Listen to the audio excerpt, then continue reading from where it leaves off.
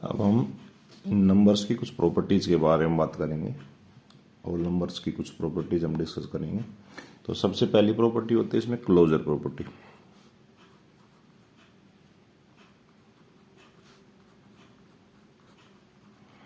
ये प्रॉपर्टीज जो theoretical based question आते हैं उनमें बहुत पूछी जाती है, बहुत इजी है, बस एक बार थोड़ा ध्यान देने की ज़रूरत है।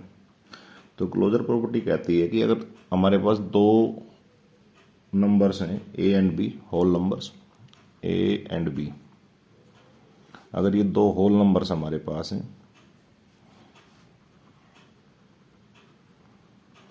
तो क्लोजर प्रॉपर्टी कहती है कि A plus B is equal to a whole number. इसका मीनिंग हो गया कि भाई अगर हम दो होल नंबर को जोड़ते हैं तो उनका सम भी होल नंबर ही आएगा। जैसे मान लो मैं 3+5 को 3+5 करते हैं, 3 में 5 ऐड करता हूँ तो वो 8 आता है। हम यहाँ देखते हैं 3 भी एक होल नंबर है, 5 भी एक होल नंबर है, और ये जो सामने 8 इसका सम मिला है वो भी एक होल नंबर है। तो ये क्लोजर प्रॉपर्टी ऑफ एडिशन है, इसको बोलेंगे closure property of addition.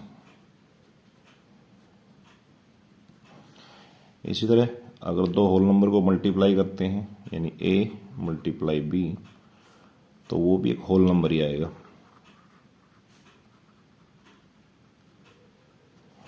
Example ले लेते हैं 4 मल्टीप्लाई 3, तो इनका जो प्रोडक्ट आएगा वो 12। हम देख रहे हैं कि 4 भी एक होल नंबर है, 3 भी एक होल नंबर है और 12 भी एक होल नंबर है। तो होल नंबर को जो मल्टीप्लाई किया तो उनका जो प्रोडक्ट आया वो भी होल नंबर ही आया। तो इसको बोलते हैं closure property of multiplication. Closure property of multiplication.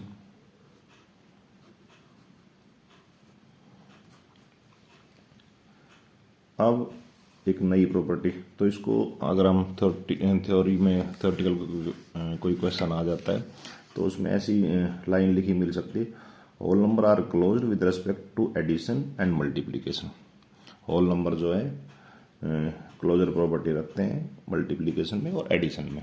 तो जब मल्टीप्लिकेशन और एडिशन की हम बात कर रहे हैं तो इसका मतलब यहाँ सब्ट्रैक्शन की और डिवीजन की बात नहीं हो रही। अगर दो होल नंबर को हम सब्ट्रैक्ट करेंगे तो ज़रूरी नहीं कि उनका जो डिफरेंस आए वो भी होल नंबर आए, और यही बात डिवीजन में भी अप्लाई होती है। तो क्लोजर प्रॉपर्टी जो होती है वो एडिशन और सब्ट्रैक्शन में ही वर्क करती है, एडिशन और मल्टीप्लिकेशन में वर्क करती है, सब्ट्रैक्शन और डिवीजन में ये काम नहीं करती।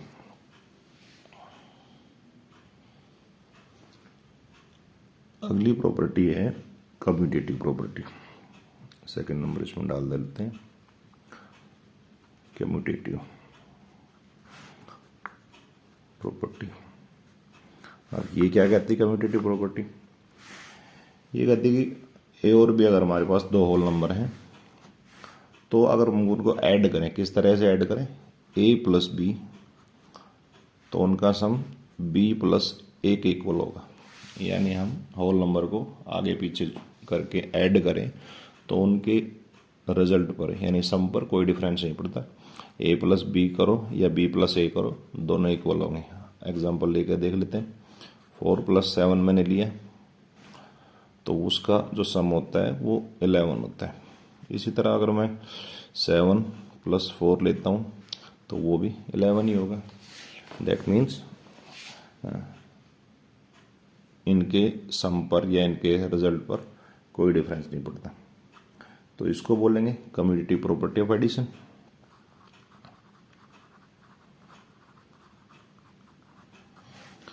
Property of addition. इसी तरह हम इसको मल्टीप्लिकेशन में भी कह सकते हैं। ए मल्टीप्लाई बी होता है बी मल्टीप्लाई ए के इक्वल। ए को बी से मल्टीप्लाई करो या बी को ए से मल्टीप्लाई करो, दोनों के प्रोडक्ट में कोई डिफरेंस नहीं आएगा। कोई अलग नंबर लेके देखते हैं। 5 × 6 30 होता है, और ऐसे 6 को 5 से मल्टीप्लाई करें तो भी रिजल्ट 30 आएगा। यानी दोनों के प्रोडक्ट पे कोई डिफरेंस नहीं पड़ा। इनको आगे पीछे करके कोई किसी भी ऑर्डर में हम मल्टीप्लाई कर सकते हैं। तो इसको बोलेंगे commutative property of multiplication.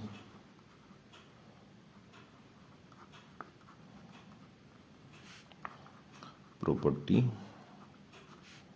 Of multiplication, ये बड़ा इजी होता है, बस थोड़ा सा समझने की बात होती है।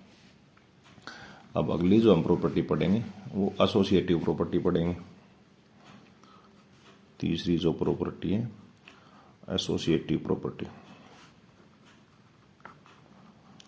ये प्रॉपर्टी क्या कहती है? ये कहती है अब तक तो हम 2 होल नंबर की बात कर रहे थे, अब 3 की बात करेंगे। कह रहा है कि ए, बी एंड सी अगर होल नंबर हमारे पास हैं तो इनका जब हम एडिशन करेंगे ऐसे करते हैं, A plus B plus C will be equal to A plus B plus C. यानी अगर 3 होल नंबर हमारे पास हैं तो उनका जो एडिशन है हम किसी भी ऑर्डर में कर सकते हैं। पहले बी प्लस सी करें और फिर उसमें ए ऐड करें, या पहले ए प्लस बी करें और फिर उसमें सी ऐड करें, तो उनमें कोई डिफरेंस नहीं होता। उनका जो रिजल्ट मिलेगा वो दोनों का इक्वल मिलेगा। इसका भी एग्जांपल लेके देख लेते हैं। मान लो 3 होल नंबर हमारे पास हैं 2, 5 एंड 7। तो मैं एक बार तो 2 प्लस 5 प्लस 7 करता हूँ, तो इसका रिजल्ट हम देखते हैं 2 plus 12 that is equal to 14। फिर इस वाले ऑर्डर में हम इसको करके देखते हैं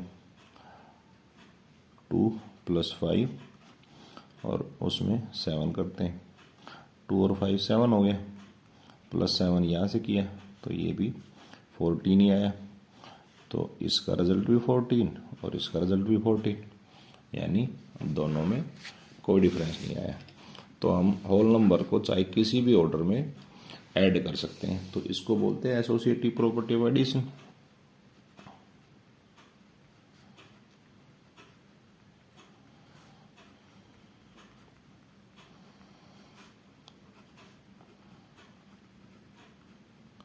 यही बात हम मल्टीप्लिकेशन में अप्लाई कर सकते हैं। यानी क्या कहता है, A multiply B multiply C is equal to A multiply B multiply C. पहले हम ए को बी से मल्टीप्लाई की, उनका जो प्रोडक्ट आया उसको सी से मल्टीप्लाई करें, तो इसके तीनों का इस तरह से इस ऑर्डर में जो प्रोडक्ट आएगा वो बी को सी से मल्टीप्लाई करके फिर उसको ए से मल्टीप्लाई करके उसका जो प्रोडक्ट आएगा इक्वल होगा दोनों का। यानी हम किसी भी ऑर्डर में मल्टीप्लिकेशन कर सकते हैं। यहाँ फिर से मैं बताना चाहूँगा कि ये बात सिर्फ एडिशन और मल्टीप्लिकेशन में अप्लाई होती है, सब्ट्रैक्शन और डिवीजन में अप्लाई नहीं होती। तो इसका छोटा सा एग्जांपल मैं छोटे नंबर्स के साथ ही लेके दिखाता हूँ आपको। जैसे मान लो मैंने 2, 3 और 5 3 नंबर लिए।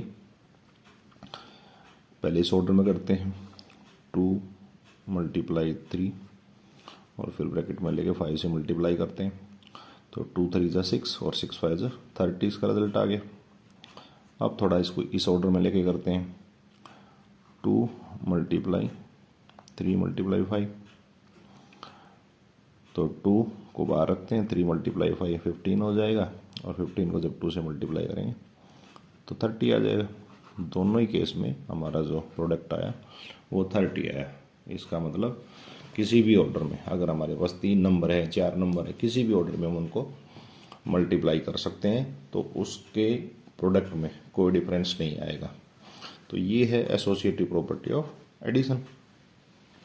तो इस तरह से हमारी जो बेसिक प्रॉपर्टीज़ होती हैं होल नंबर की वो कंप्लीट होती हैं। इसको हम आगे कंटिन्यू करेंगे टॉपिक को।